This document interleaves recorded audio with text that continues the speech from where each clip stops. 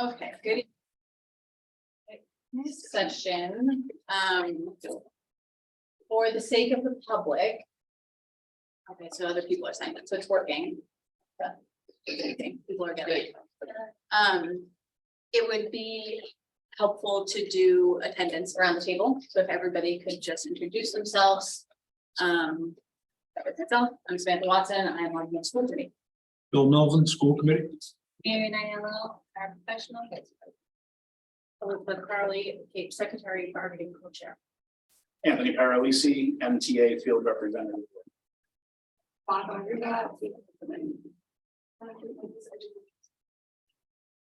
Holly O'Connor, co-chair, bargaining committee, classroom. Mel Jackson, educational support professional. Joanne Moore, educational support professional at Don Neely, educational support professional at Veterans, also building rep.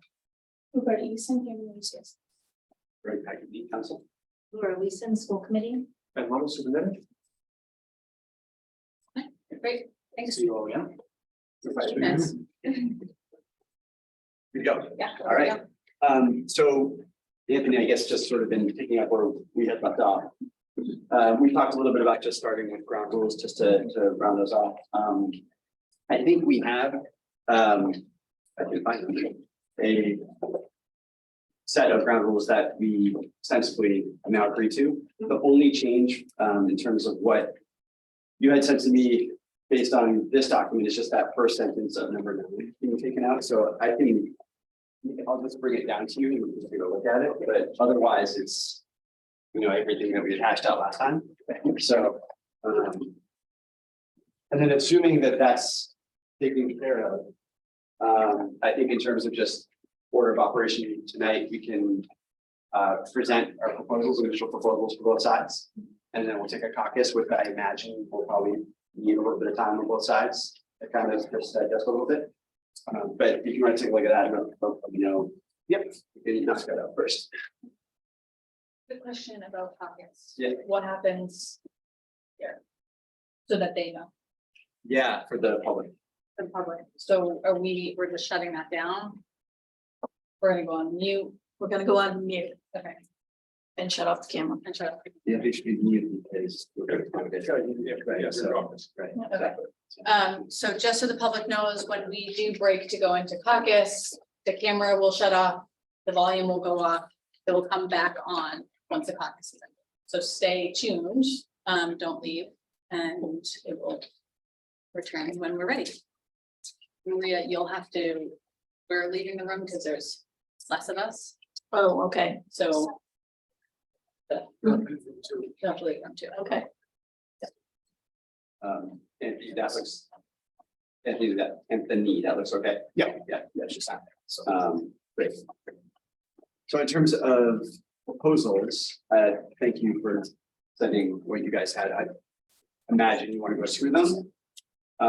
Or it might be helpful for you to present them. And Yes. within ours as well. Yep.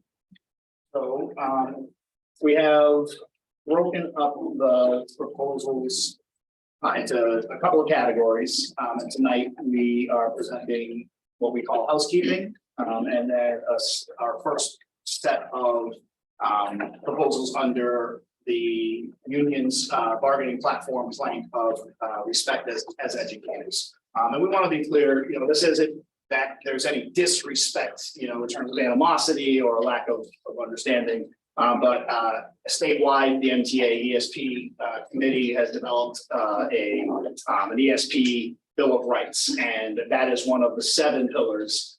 And of those 3, the union has identified some of their working conditions and their contractual benefits as in need of some facelift to reflect the respect that we know the administration and the school committee have for the work that ESPs do. So under housekeeping, the union proposes that the contract be modified so that all references to the title paraprofessionals be modified to be education support professionals. That's a title that the union has been moving towards more in their own usage. They're considering a name change of their own. So just to get ahead of that, And the usage kind of goes back and forth between a couple of different terms as it exists. So that's the reasoning behind that. In 2023, proposal number 2, we know that language is evolving. And there was a time 10 years ago when I first negotiated contracts that all the his's became his/hers. And now we're going to, take those out and make them into they and theirs, with the understanding that, plural pronouns can refer to a single person. So however we decide to draft that up, that's the principle of number 2.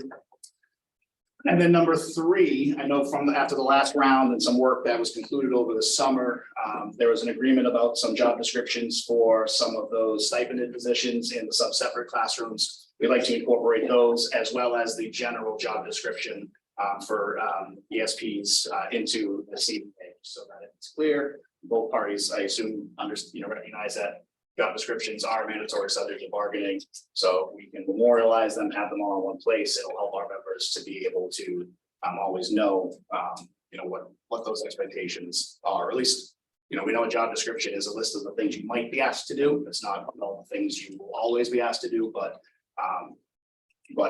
having it in the CBA provides that security and consistency for the membership. Any questions for 1, 2, or 3? Thank you. So under the plank of respect as educators, this is a cultural thing as the work of ESPs has changed dramatically, as you all recognize in your statement from the last session. And unfortunately, in many contracts across the state, the other working conditions, the other benefits that other full-time educators get, often paraprofessionals either are excluded or they sort of get a lighter version, as if because they are certified staff or because they earn a lower wage or because they're not, master's degree teachers, that they, somehow deserve less in professional development benefits, less in the same things that we're already offering to other educators in the system. So with our proposal number 4, we want to bring in a modern professional development system that recognizes our educators for in-service training in a way that's similar to what teachers have. So we would insert in-service training into the definition of professional development there in the second paragraph, and replace the current cap of $300 after 30 hours, 10 hours per year at most, and replace it with, as you go down to halfway down the second page, a system where every 10 points results in a salary increase to recognize and honor the professional development that the ESP has gone through. So we'd also just include that those points that no longer, those points that aren't used or yet they haven't reached the 10-point mark would carry over, keeping the same calendar year you had before with the August 15th. And then inserting language for paid orientation. A lot of times, paraprofessionals, ESPs are hired and you're told, well, there's an onboarding day. We need you to come in, we need you to get some training, and we don't pay you for that day. The first day of school is whatever it is, and paras come in and don't get paid for some of the onboarding there. We also want that onboarding to be given to people hired mid-year. So if there's sort of one big orientation day that everybody gets, that's great, but there's often people who are hired mid-year and they're sort of just like, you hit the ground running. And we understand there's a lot of positions that get filled in this unit mid-year. Sometimes you need to have a body fill a hole, but there should be some sort of orientation to acclimate a new employee into the job. Similarly to what teachers have under their professional development, we ask that the school committee pay reasonable expenses related to approved workshops that are approved in advance by the superintendent, that ESPs may attend in-service training programs that is offered to teachers when space is available, if outside the regular workday, that they get paid to participate. For E, again, initial training or recertification. This is a big one, especially for some of those sub-separates. But also because anybody really could be put into one of these positions as a substitute when people are absent. So with E, we're asking that as part of the professional development curriculum for ESPs, that there be de-escalation training, such as safety care or something similar like CPI, to anyone who asks for it, anyone who requests it, and anybody who the employer reasonably expects would require it as part of their regular assignment.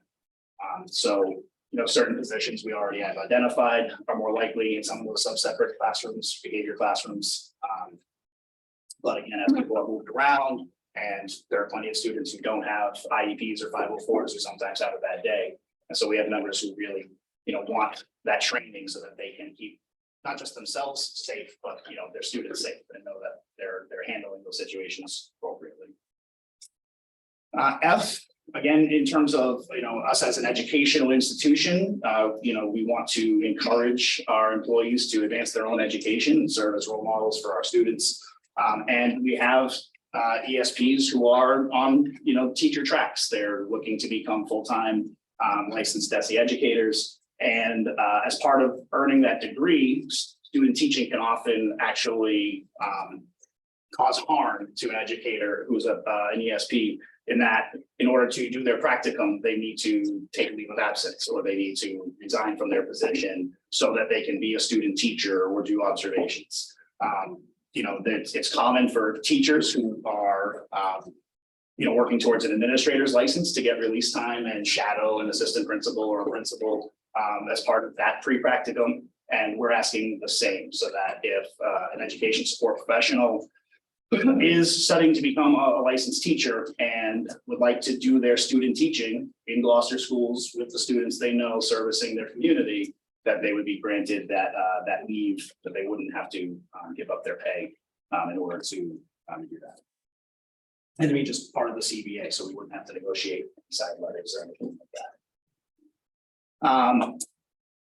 G, employer shall provide education support professionals with access to district resources regarding financial aid and college admissions. Again, this is as simple as just sharing with the ESPs the same emails that go out to college, high school juniors and seniors about college and job fairs and the things that help future educators or, in our student body, those things would be made available to ESPs. Similarly, we ask that when an ESP is seeking licensure, that the district provide the cost for one MTEL preparation course per year to ESPs to help them earn that degree and earn that license. And then finally, in order for them to do their work, the employer shall provide all education support professionals with working Chromebooks and or laptops, as well as the appropriate accessories to accompany them. All Chromebooks and their laptops and their accessories maintained by the employer and replaced as needed. All education support professionals shall be offered technology training by the district, and that technology training should be offered regularly at different school and whenever new equipment or software is introduced.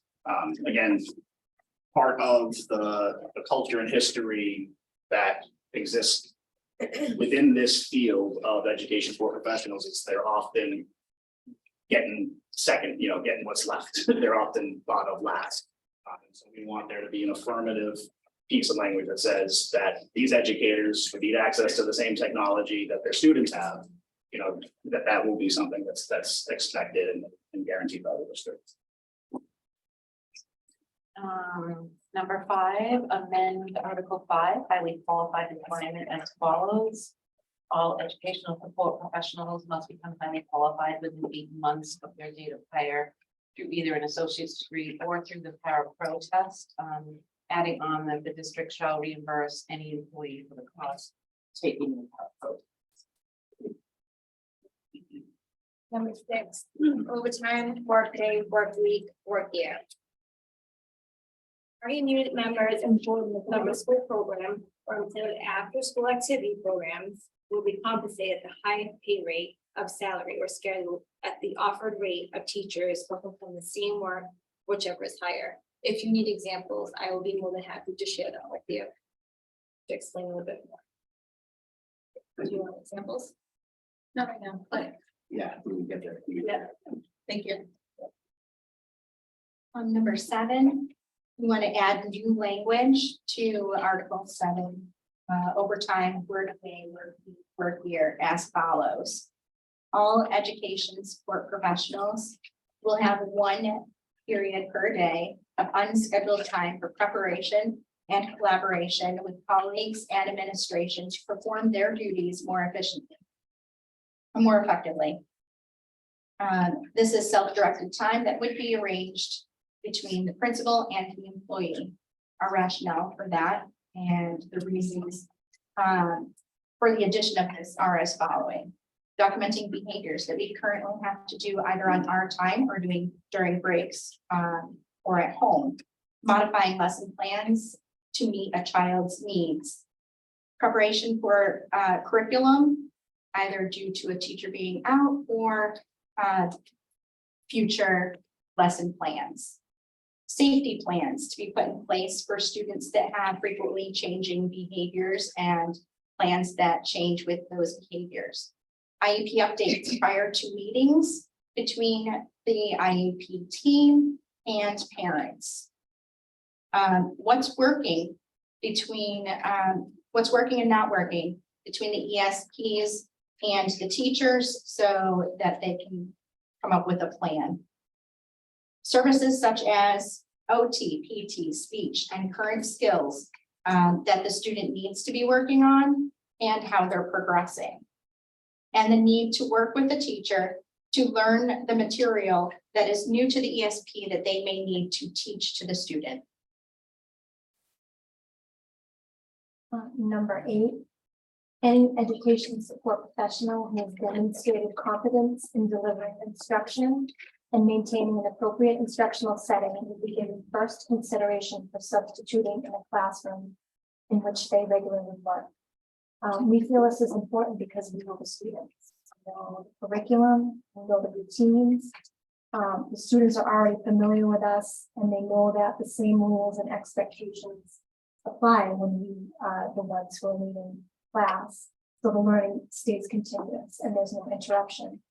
And also teachers that I've spoken to agree that they're more confident and comfortable leading plans with us when we know what's happening in the day-to-day. And number 9, add in a paragraph to Article 12, personal days. The superintendent or designee will respond to all personal days requests within 24 hours.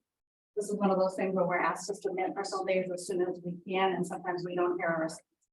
And then days come up, so it's the confusion. If it's approved or not. Thank you. Thank you.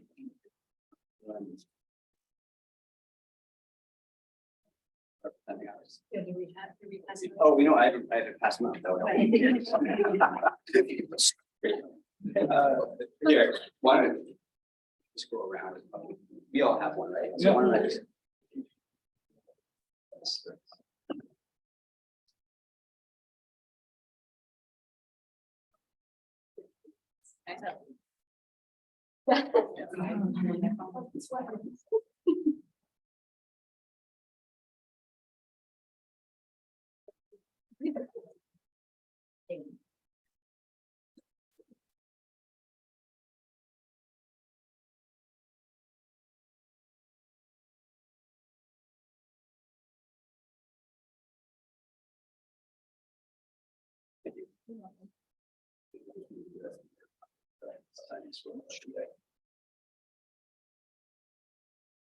So just to start, for those who weren't here last week and for the people on Zoom, we're just gonna reread our statement of values and intentions. We're not gonna do this every week, but because For the new audience. Yes, for the new audience, I would like to just say it again. The school committee is committed to working toward a mutually satisfactory successor agreement. While contract negotiations can often be challenging for both parties, our school committee negotiating team will listen closely and work respectfully with our GAEP partners. It is our hope that together we will work productively and amicably towards solutions. Our values are as follows. We recognize the importance and value of Gloucester Public Schools education support professionals. We agree that Gloucester's education support professionals play critically important roles in educating and supporting Gloucester's public school students. The work of Gloucester's ESPs is essential to the effective operation of our schools. We are aware of the changing nature of your work over the past few years and would like to hear from your team how these changes are affecting you. We acknowledge that paraprofessionals can be provided with additional professional development that would help continue to build their skills and be even more effective with students. We recognize that ESPs who work in specific district-wide programs at times experience student behavior that is disruptive. Our intentions for these negotiations are as follows. During these successor negotiations, we intend to offer and come to agreement on proposals that will significantly increase salaries, including introducing an entirely new salary schedule, allow ESPs to regularly participate in well-planned professional development for ESPs throughout the school year so they feel better prepared and more successful when working with students, allow all new ESPs hired for the new school year to complete training before they start their job. ESPs hired during the school year would participate in this training within 4 months of being hired, and provide training to program ESPs that will provide safety conditions while working with disruptive students. I'll walk through our proposal. You'll see kind of the way that they're organized. We had some intentions or an intention behind the proposal as sort of a preamble, and then the actual proposal itself. So proposal number one, the intention is to help ensure ESPs are better prepared to support students and feel even more successful in their positions by providing clarity on the purpose of the ESP work day outside of the student school year. It's kind of a housekeeping issue. 3 and 1 kind of don't read all that well together in terms of the way that they're chronologically spelled out within the CBAs, or suggesting to switch them effectively. We would scratch the language in paragraph 3 and then add what's bolded. And then you'll see in paragraph 4, we'll add that language, which kind of just fits in paragraph 4 better. So 184 days, and we're taking out what's in paragraph 3. It's kind of confusing, but if you match it up with the actual article, you'll see that it kind of makes sense. Paragraph 9 is to clarify the existing language and pay for external EFP substitutes, which is that professionals will receive a daily rate of $100 for both daily assignments and long-term assignments. Proposal number 2, the intention CBA is written currently limits the granting of sick days for newly hired ESPs to 1 per month. This procedure regularly results in those who need sick days early in the school year not having them, so they have to take unpaid days. The intention of this proposal is to eliminate the likelihood of ESPs having to take unpaid days by granting sick days to new hires in the same fashion as the CBA grants them to returning employees. The proposal does not change the number of sick days earned by first-year ESPs. So again, second part of this is we're trying to make explicit and make consistent what happens with ESPs accrued sick days if they need to leave employment prior to the end of the school year. This language is consistent with the language of Article 9, paragraph 1 for returning employees. So kind of expanding on that a little bit, the language that we propose in paragraph 2 is in recognition that folks might need some sick days at the beginning of the year. So rather than sort of allocating them on a good basis, we're kind of front loading them, if you will. At least some of them so that they're available if needed. So the language is sick days at the beginning of the year and then the 4 days in January 1st. So the way of sort of parsing them out of the school year. And then the second paragraph speaks to the how the days are actually allotted in the event that an individual would need to have them docked based on the way that the days play out over the course of the year.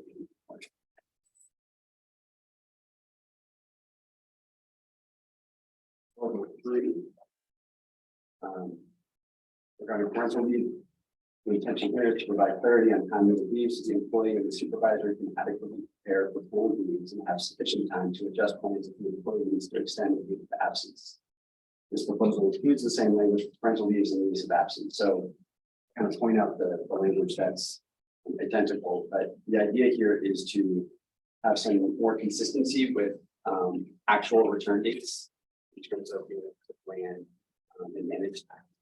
So we're proposing in the first paragraph that we go from 2 to 4 weeks notice to the district of the anticipated date of the employee's intended date for return to work.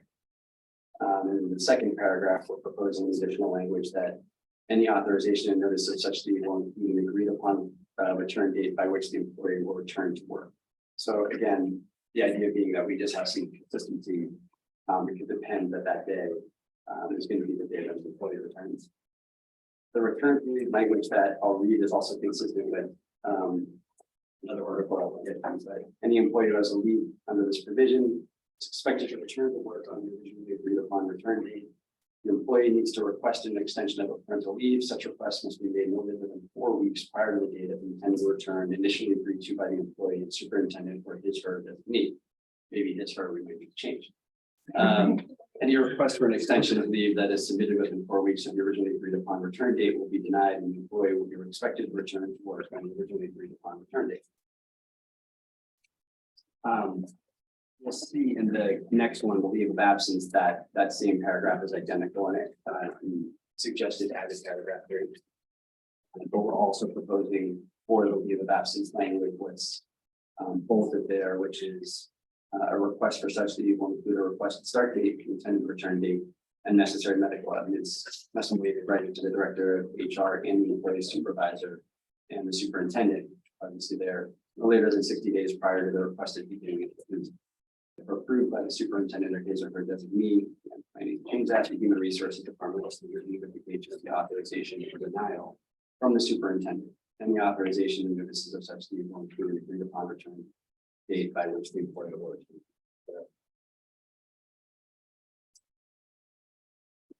Our fourth proposal is on professional development. It's something that we would like to work on with you in recognition that we would like to offer some increased PD. So the intention is to allow ESPs to regularly participate in well-planned professional development for ESPs throughout the school year, so they feel better prepared and more successful in students. And be part to provide training to program ESPs that will provide better safety to instructed students. So you'll see, kind of leaving aside the preamble of the first paragraph, that the rest of it kind of reflects that, reading the second paragraph on in order to develop, maintain the necessary skills and training to be well prepared for their jobs.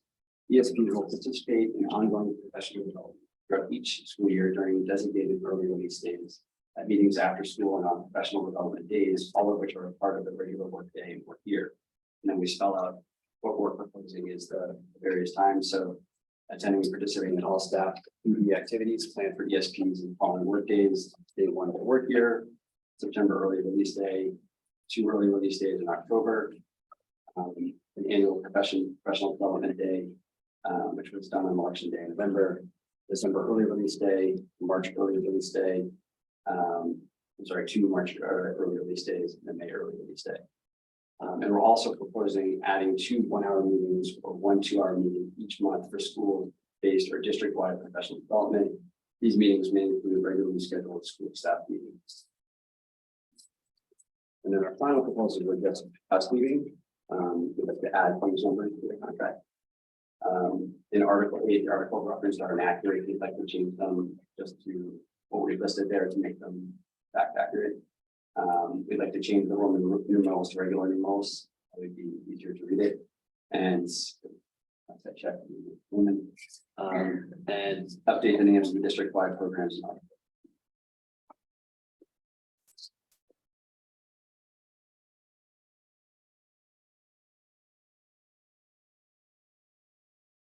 Does anybody on our team have any questions? So we'll take a caucus. Yeah. I'll text you or you text me. Yeah. I have your number, right? Yep. I know. Yours. Okay. Yeah. Monica, and so make it. And let's just check in at some point if you need extra time. Yeah. Right, thanks. We have one open over there.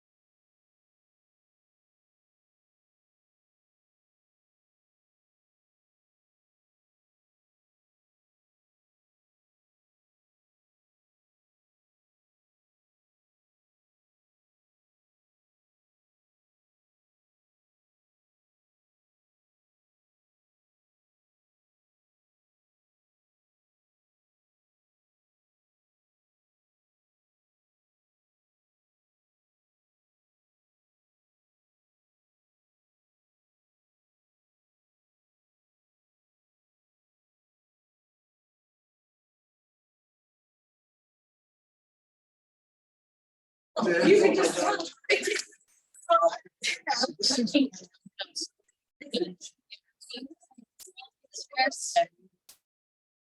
What's that saying? No points. Was in a conference room in Georgetown once. There's a wide variety of chairs. Some were soft and comfy, some were not so much. And when the bargaining team got to the room, the union side was there first. They took all the comfy chairs on their side. The hard chairs. And three little baby. Yeah, it was fun. We're just gonna wait. It wasn't my idea, but I didn't stop. Classic. Okay. How do you want to go? We've got responses. We need to discuss a number of things. We've got a few clarification questions. I don't know kind of where you are with the general response to ours, but we've got some feedback. It's mostly questions. I believe. Yeah, so I think it'd be good since we have more proposals, maybe you guys go ahead and go through your response. Yeah, so we'll go through ours to yours and then you can go afterwards. And I'm mindful of the time, 15 minutes for 2 minutes. Yep. As we talked about this.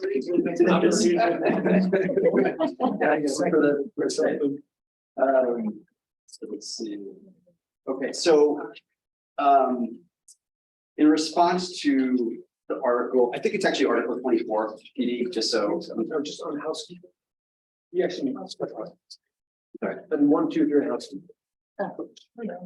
Thanks. We didn't actually discuss them. Yeah, but yeah, yes. Yeah. We can, Yeah, we agree with those housekeeping. Oh, and appreciate that. yeah, I mean, yeah, we're great. Okay, so on the professional development, so just generally speaking, in terms of the proposals that are in there are a number of things in there that are well received in terms of the ideas that you put forth and things that we want to work with. A lot of it are things that we need to think about a little bit more in terms of how we can kind of respond to them.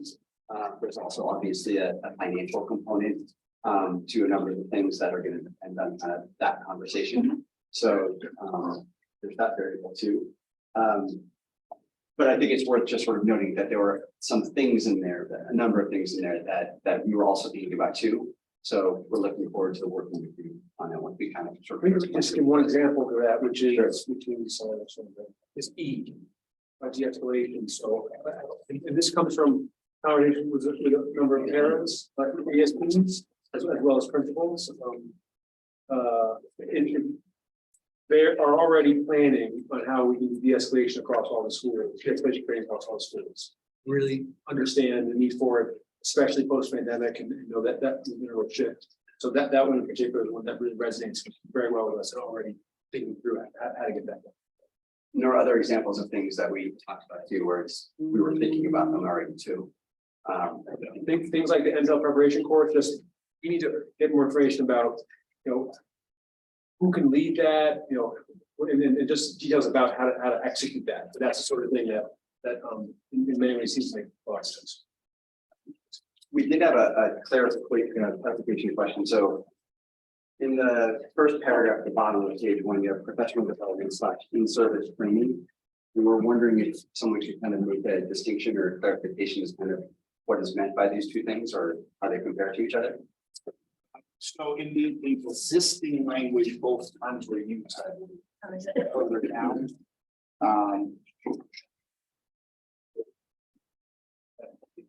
There a distinction for in-service training as opposed to So in services, like generally during your workday, it's the stuff that you're regularly scheduled to do, and you might get told, you know, like with the calendar and the half day, that's in service as part of your workday. Versus I might sign up for professional development on my own time, and you know that would be night classes, things like that. So all in service is professional development, but not all professional development is in service. It is all in service during the day, as you're thinking about it. During your work. During the work. during the Yeah. contractual work. Okay, yeah. Great. Thank you. One more just housekeeping business on that. This speaks to the Roman numeral problem. I missed an X. Yeah. Yeah. The elephant in the room. Okay, so, that's for the first one. So we're holding on that one, sort of the general response to the PD. On Article 5, we're gonna hold on that as well. It's a good example of this, maybe we need to think about like we do a bit more on. We will hold on 6 as well. I think 7, we had a clarification question. Go you to that? Yeah, we're just kind of looking for some input on number 7 as to who might cover that period for education support professionals during the prep and collaboration time that you're looking for. So We hope that by the end of this process, we have such an attractive contract, you will have. We're going to work in Gloucester and you'll have extra ESPs to spare. duly noted. And I also think it's not meant to be like all ESPs collaborating at the same time within the same building. So like it could be grade level meetings with your classroom teachers or like 2 ESPs meeting with the special ed liaison if that's something. It's just that collaboration time with the teachers, special ed liaison. Other support professionals that come in like speech and language or OT if that's necessary, like that consult time that sometimes is written in that we don't always get.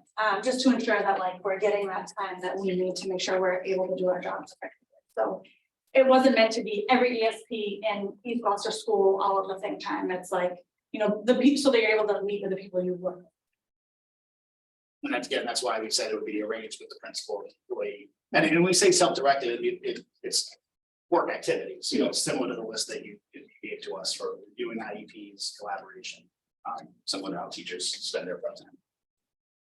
Thank you very much. Very helpful. If we had a question on it. Yeah. So, you know, we know that ESPs provide substitute duty already.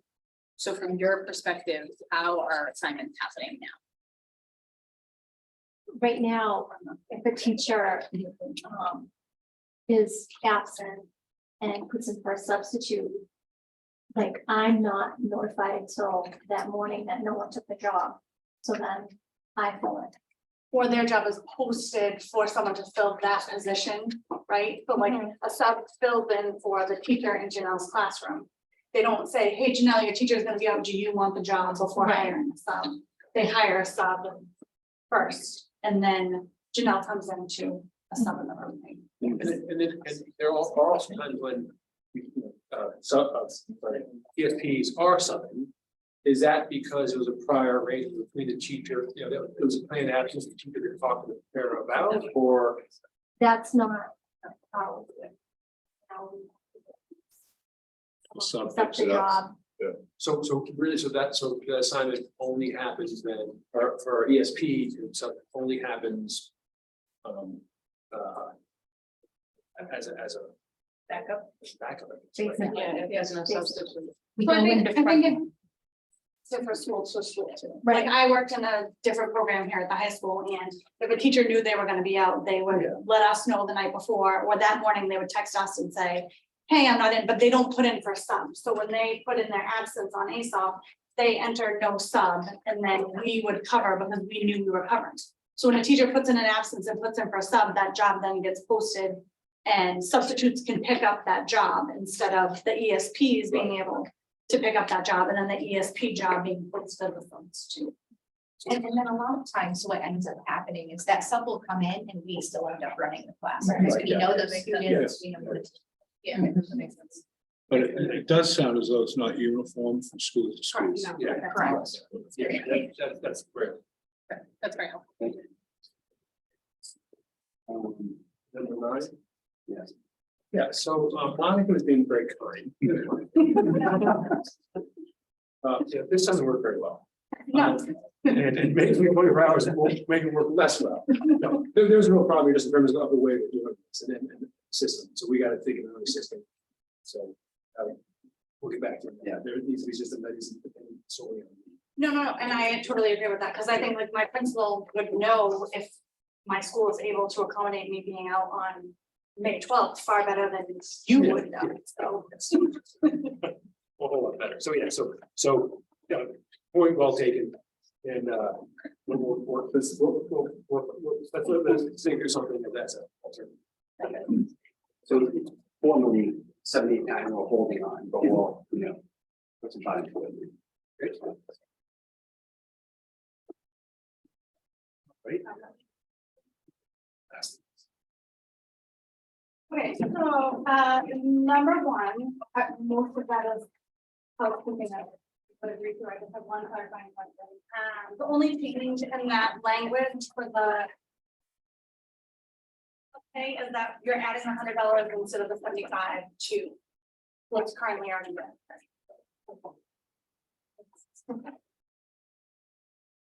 So in our contract, it says like some are paid $75 a day, and instead you're just adding 100 instead of 75. So you just want to have this stuff. Right, and just to be clear, that's, I mean, I wasn't sure if it's clear representation that it's not for when you substitute for a teacher, because that's a separate part of the contract. Right. So this is for an external person who substitutes for a parent. Right, Right. so you're just saying, currently it says that It's they make 75 now. 75, so you're just gonna change that to 100 and then flip flop those paragraphs. Right. We were a little So confused because that last. It just goes straight into the new amount. Yep, got it. So we might want to clarify. Yeah, so if that's the case, then we agree to number one, the housekeeping portion. Changing, like, flip flopping the paragraphs, changing them. Okay, thanks. For number two, a lot of the stuff you addressed in your proposals, we had in our second round of proposals, so now, we just handed out a second round of proposals, so for number two, we have a comment essentially, which is our proposal number 10. So with this, our thought on sick days, and we appreciate that it's not regressive, you're not trying to take anything away, and that this is an improvement to how things currently are. We also wanted to improve it on our end for everybody, and bulk of this in the first change is just taking what the teachers currently get and applying that to the ESPs. So each employee shall be entitled to 17 sick leaves per year, accrued at a rate of 2 days per month. Employees, and we are trying to sweeten the pot a little. Employees may accumulate up to 183 days of sick leave, which would give a full school year. In addition to personal illness or injury, sick leave days may be utilized to care for ill or injured members of the employee's immediate family or a member of their household. The teachers have that. And sick days may be used in half-day increments would be new. And we just think it's, if an employee is able to work half the day and leave at lunch and take half a sick day, they're able to be in the classroom for the other half. And that is probably less disruptive than having that person out for the whole day and having to find a substitute and do, the domino effect. And so a half day increment in sick time would be beneficial to both the district and to the employees. And then after the pandemic, we've learned that, while we hope no future pandemics occur, we would add language similar to all the COVID MOAs and MOUs that were negotiated. So that if a quarantine is established in the future, that quarantine period that's required would not be taken from accrued sick leave, right? There's a declaration of emergency that usually comes with funding. As we saw with COVID, there was funding for those first rounds. But again, our members shouldn't be punished because the government tells them they literally can't leave their home because they've been exposed, even if they're not sick. And then your number three, that essentially would be our number 11. And we just, because you brought up parental leave, we also have some parental leave. This doesn't necessarily mean we can't agree to your language. They may end up dovetailing. We definitely have to look more into it, go back to our membership about those periods of notice that you asked for. Yeah, our proposal doesn't like negate or affect yours. It's just we figured since you brought it up, we'll give you ours now. So So just on what you just handed out to us, 11 is for parental leave, right? Yeah. Yeah. But changes are simply, are again, just the crossed out or bolded underlined parts, right? yes. We're looking at a lot of the same language, It's- language, right? Right, so I prefer to have the article pulled, especially if we're making multiple changes to it, so that everybody sees it. Okay. So essentially, we are proposing that new parents get 12 weeks of parental leave that is free and clear of their accrued sick time. We don't believe parents should be forced to take unpaid time because they had illness before their pregnancy or after they return from pregnancy. Another illness comes, they've already used all of their or a significant portion of their sick time. In this day and age, we are seeing more and more districts agree to pay parental leave that doesn't cause disparate harm to mostly women, but not altogether. This, we want this to apply to all parents, fathers, non-birth parents, surrogates, adoptive parents, so that they have that time they need to look at their job. So that is essentially everything through there. Number 12 would just increase access to the sick bank, which combines more with 10 because you brought up sick time. It's would change qualification to after the 90-day probation period, would increase the limit on the Right. balance of, Hold on one second. sorry, I'm on number 12. On the, Of the new one.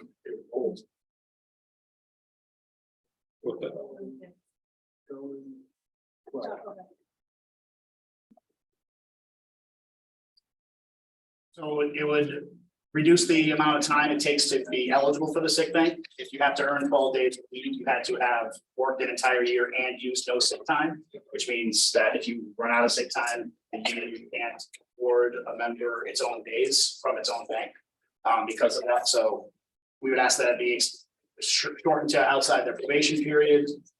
We would like to increase the number of days that the bank can hold. And additionally, eliminate the requirement that it be for long-term illness or injury. Again, not everybody who exhausts their sick time, is in a situation where it's a long-term illness or injury when they've exhausted it, and now, or they've had a long-term illness or injury, that's what's exhausted, and now they have a day off that they need for an appointment here, an appointment there, and they have to take those unpaid. We have a sick bank. We'd like members to be able to apply to the sick bank and with approval, be able to get paid sick time. Again, matching our sick leave change to 183 days per member, that would be the same leave for use of the sick bank. And then just updating workers' compensation away from the workmen's and to allow the sick bank to be used to supplement workers' compensation to make a member whole. Where currently, if they're getting 60% for workers' compensation, they don't get, if they don't have their own sick time, they don't get to use the sick bank to make themselves whole like they do their own. Again, the sick bank has rules that have to be go through approval process. So we think that that would be fair and more equitable. Because it was in the document, 13 is bereavement leave. We just move your in-laws into your regular family so that they get the same 5 days. And also updating the timeline to within 30 days of the death. Families are spread out. Sometimes funerals don't happen 5 days immediately after somebody passes away. And my grandfather was in Mississippi when he passed. We had the funeral 2 weeks later. And so that's pretty common. So with the superintendent's discretion, we would move those in-laws up into category 1 for the 5 days. We would add to the causes that could trigger this miscarriage or stillbirth for yourself or your partner. And then change the in-laws in the second category to any other relative. And then John's gonna tell you about our last proposal. Last proposal is number 14. And that is tuition reimbursement. And what we did was we took the language from the teacher's contract and cut and pasted right into our proposal. I'm sorry, I'm just having trouble absorbing many new proposals. Yes. Is it, So- do you want to go over?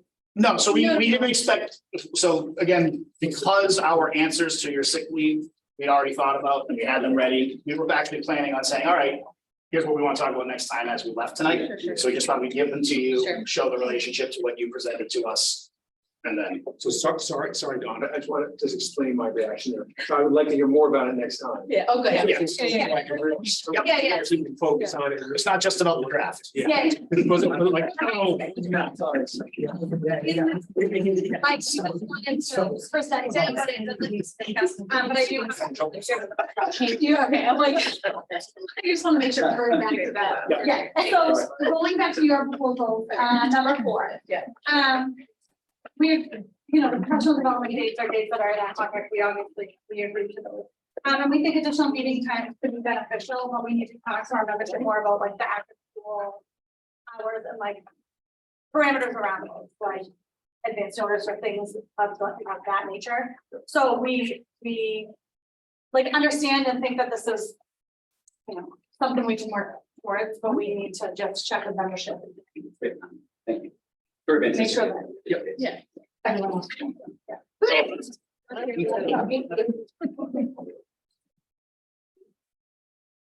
And then the housekeeping or haven't gotten here yet. Oh. I don't know how much. We're really. Our contract, wondering has- about the Roman numerals. so the contract that we have actually already has page numbers on it. Mine did too. Yeah, so yes, we did a page numbers because. And no one's supposed to be changing. the Yeah. rules, right? Yeah, number 1 is fine. Obviously correcting the inaccurate articles is fine. The Roman numerals is fine. I think we just want to see the list. Obviously, you want to agree on what the updated list is for those programs, but We can figure that out. we want to make sure that it's up to date before. And that goes alongside our job description. Proposal anyway, sort of dovetails with that. The list should be accurate in the job description. Awesome, so we got some progress. I do also want to leave you with an information request. Good. And I'll send you a digital copy as well. It's just for, as we plan our actual financial proposal, budgets, actuals versus, budgeted versus actual expenditures for the current school year. Typical stuff we ask for every day.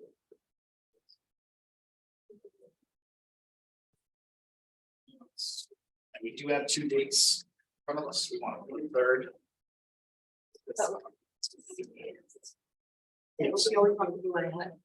Yep.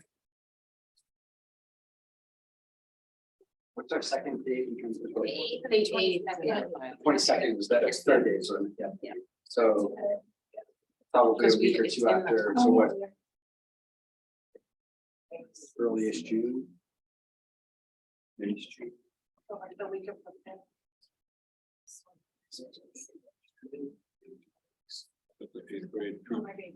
Yeah, that's what I just said. My daughter's going that week. Yes. But the 6th. I can do the 6th.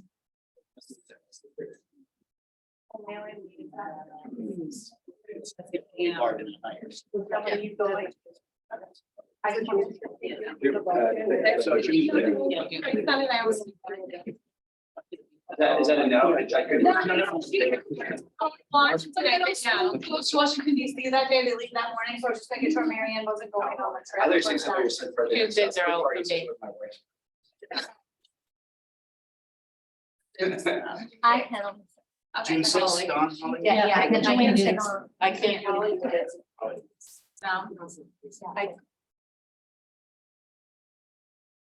But we have, most of us can. Yeah. So it's good. The 6th. Okay, I mean, 6 o'clock, same time. Yep. Yeah, great. Good. All righty. Thank you. Thank Thank you very much. See what happens. Yeah. It doesn't happen. Yeah.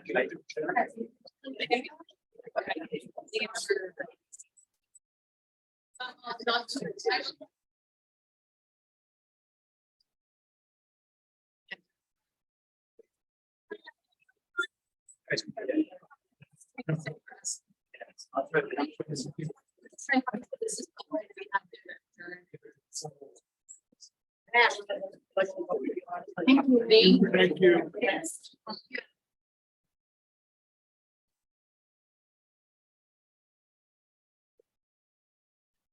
So down.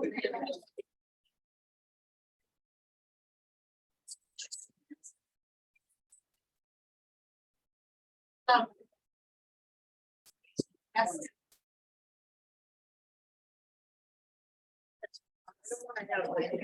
I have to read. My advocate does not like. Yeah. It's gonna be on bleachers. Soccer, yeah, it's like my son, oh my God, it's soccer. I bring. Yeah, oh, I have one.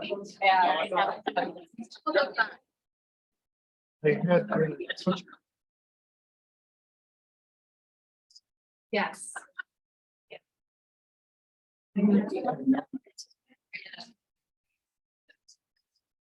Have a problem. Yeah. Yeah.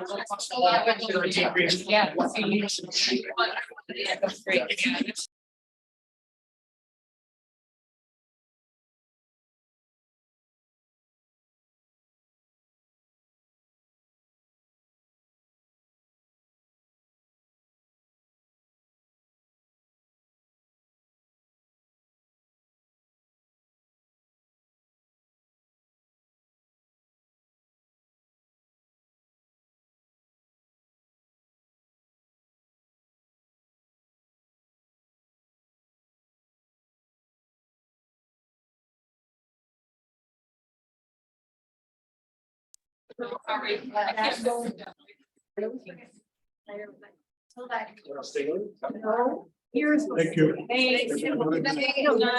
Here, Joe guys. Jojo Dizer. I've never seen that video. I refuse to watch. I saw. That was another one. No, more recent. Yeah. Okay, so, but we're still on. Well, there was the one that happened. So motion this to year. adjourn. No, not this. That one was terrifying. Mark Hamill, that was terrifying. Yeah. Second, So now we're out of. the hold on, executive not yet. Remember it. Sam. Yep. Yes. session. No, go into executive. No, wait. No, I just went.